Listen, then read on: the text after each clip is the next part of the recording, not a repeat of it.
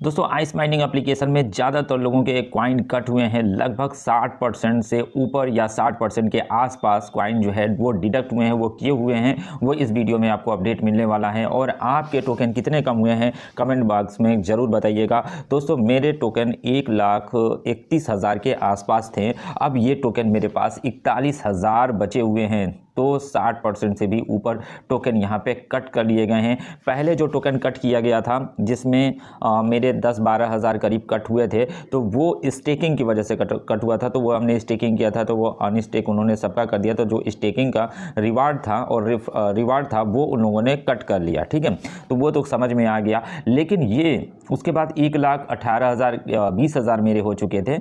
अब उसमें से भी 60% से ऊपर टोकन कट करने के बाद 41,000 टोकन बस मेरे पास बचे हुए हैं।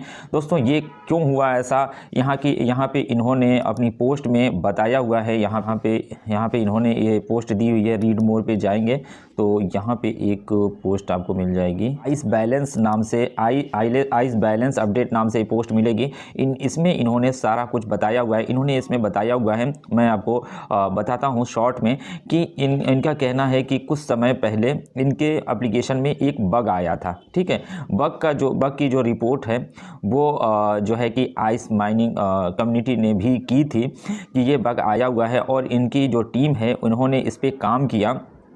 काम करने के बाद उस बग को इन्होंने ठीक किया, ठीक है। उस बग में क्या था कि उस बग की वजह से हम लोगों का जो माइनिंग स्पीड थी वो बहुत ज़्यादा हो गई थी, ठीक है। अभी देखेंगे आपकी माइनिंग स्पीड भी कम हो चुकी है। अभी मेरी 40, 44, 45, 40, 41, 45 ऐसे ही कुछ थी। अब ये 10 माइनिंग रेट यहाँ पे आ चुकी है। उससे पहले 83, 84 थी, ठीक है। उसके बाद वो 40 पे आई, अब ये 10 पे आ गई। तो वो बग था जिसकी वजह से हम लोगों का रेफरल जो है वो बहुत ज़्यादा काउंट हो रहा था।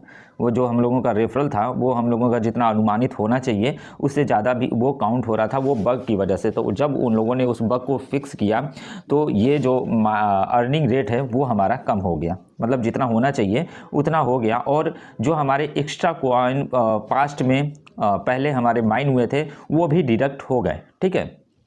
तो वो बग की वजह से था जो हमारे एक्स्ट्रा कॉइन माइन हुए थे। क्योंकि मुझे भी ऐसा लग रहा था कि इतने ज़्यादा टोकन क्यों माइन हो रहे हैं, इतना स्पीड ज़्यादा दे रही है अभी तक कंपनी, जबकि ये लॉन्चिंग के करीब आ रही है, ठीक है। तो यहाँ पे इन्होंने अपने पोस्ट में बताया, ये आपको क्लियर हो गया। तो जिसके जितने टोकन थे वो कट कर लिए गए हैं। पहले तो स्टेकिंग वाला ख़त्म किया तो उसमें कट हुआ, सबका अनस्टेक कर दिया। क्योंकि जिनका स्टेक था उनका विड्रॉल नहीं हो पाता तो उन्होंने सबका ही अनस्टेक कर दिया। तो स्टेक के जो बोनस थे वो भी कट कर लिए हैं, ठीक है। और यहाँ पे जो इनका बग था उसको ठीक करने के बाद जो हमारे टोकन थे वो अब यहाँ पे बचे हुए हैं, ओरिजिनल टोकन।